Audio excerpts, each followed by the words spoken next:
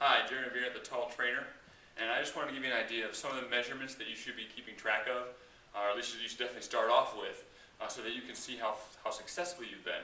Here's the kind of like the bare minimum measurements. First, you need your weight.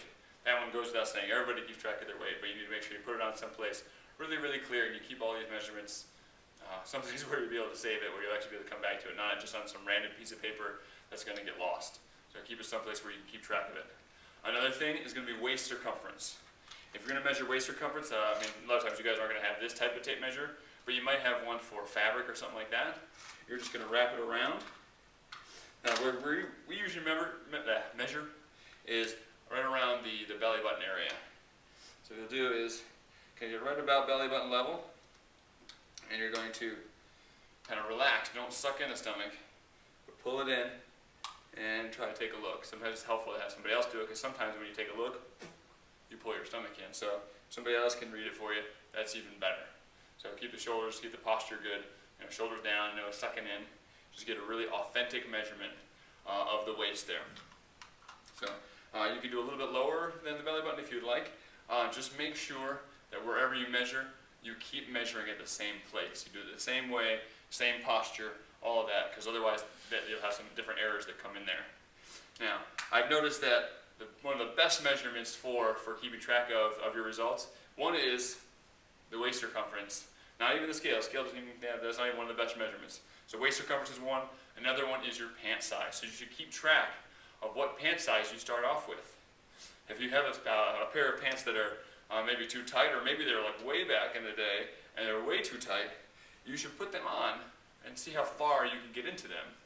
And then, work for a month really hard, really diligently, doing the right stuff nutrition-wise as well. And then go back after a month to see how far you can get. You'll probably be able to get a lot farther, if not, maybe getting them all the way on and being able to wear those pants now. Another type of measurement you should have, which is not exactly a measurement, but it's a before and after photo. Get a front and get a side. And if you want to do a fun one, you can just do the one if you feel like, but make sure that you hold the same positions there as you would a different time.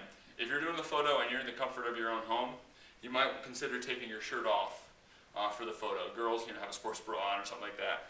But something where you can see more. So someplace where you can see like the legs or something like that. And someplace where you can see the stuff in here. Some of the stuff that we really want to get rid of. Because sometimes, maybe in a shirt, this kind of a baggy shirt, if I lost a little bit of weight or things like that, you wouldn't be able to see it so much. But if we took a picture without the shirt on, you'd be able to see a lot more stuff. And then if you got in better shape, you'd see, you could tell the difference. Maybe you saw some muscles down the sides or something like that, or you saw more definition in the shoulders and those kind of things. So having a picture, the best one, of course, without a shirt or something like that. Maybe showing some leg in the picture, front and side, so you can really get an idea of the proportions that you are. So those are some of the bare minimum measurements to really make sure that you have something to keep track of later on, because sometimes the scale doesn't cooperate with you like you want it to. So having those other measurements, don't check them all the time, check them once a month, but having those other measurements can give you some encouragement.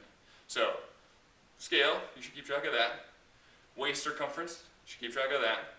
And then pant size, as well as having a photo to start with. So those are some critical things. So hope you have a good time in your program. We wish you the best results, and if you need any help, you know who to call. Just visit us, talltrainer.com, and you can ask a question through there. All right, have fun, be safe.